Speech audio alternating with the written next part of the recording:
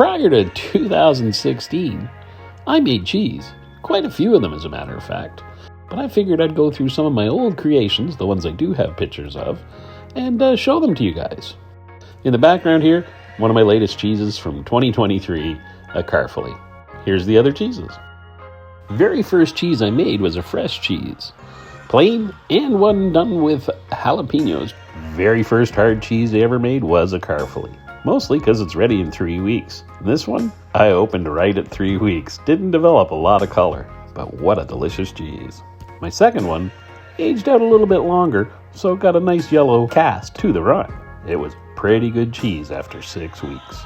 My first kick at a cheddar, and this also became another first for me a bit later on.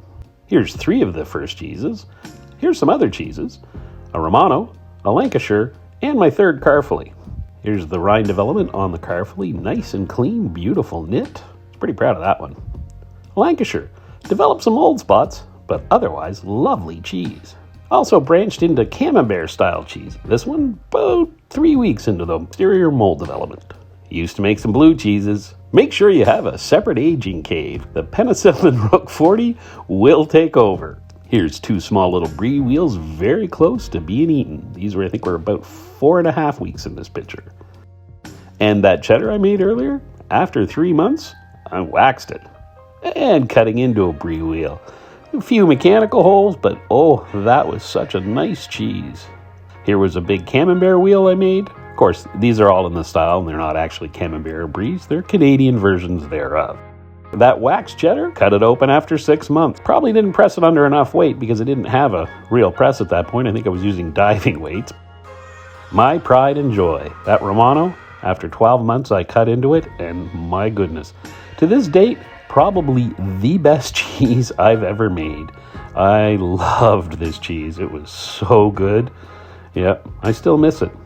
Kept it for actually 5 years in vac-sealed packs. It was so good.